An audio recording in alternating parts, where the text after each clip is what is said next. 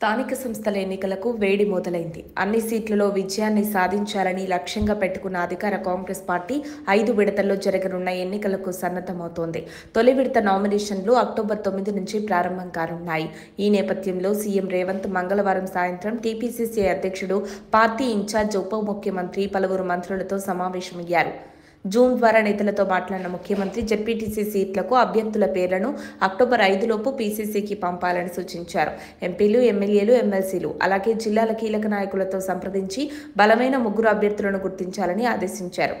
ఆపై 6 లేదా 7 తేదీకి గెలుపు అవకాశాలున్న అభ్యర్థులను పీసీసీ ఖరారు చేయనుంది.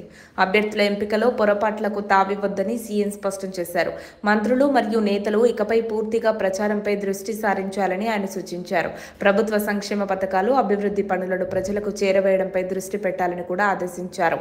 టీపీసీసీ చీఫ్ మహేష్ కుమార్ మాట్లాడుతూ అభ్యర్థుల ఎంపిక ఏకాభిప్రాయంతో జరగాలని, ఏవైనా విభేదాలు వస్తే తుది నిర్ణయం పీసీసీ తీసుకుంటుందని పేర్కొన్నారు. అభ్యర్థుల ఎంపిక నుంచి గెలుపు వరకు అందరూ కలిసికట్టుగా పనిచేయాలని ఆయన పిలుపునిచ్చారు.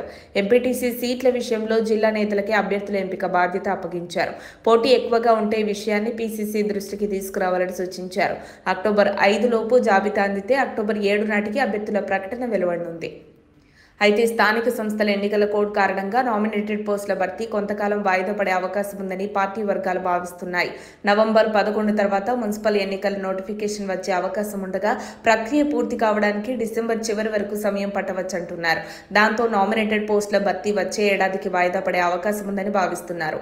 అలాగే డీసీసీ అధ్యక్షుల ఎంపిక ప్రక్రియ కూడా ఎన్నికల కోడ్ కారణంగా ఆలస్యమయ్యే అవకాశం ఉందని పార్టీ వర్గాలు చెబుతున్నాయి. మరిన్ని అప్డేట్స్ కోసం మా కాయ్ టీవీని సబ్స్క్రైబ్ చేసుకోండి. మా వీడియో కనుక మీకు నచ్చినట్లయితే లైక్ చేయండి, షేర్ చేయండి. మీ విలువైన అభిప్రాయాలను కామెంట్ బాక్స్లో తెలియజేయండి.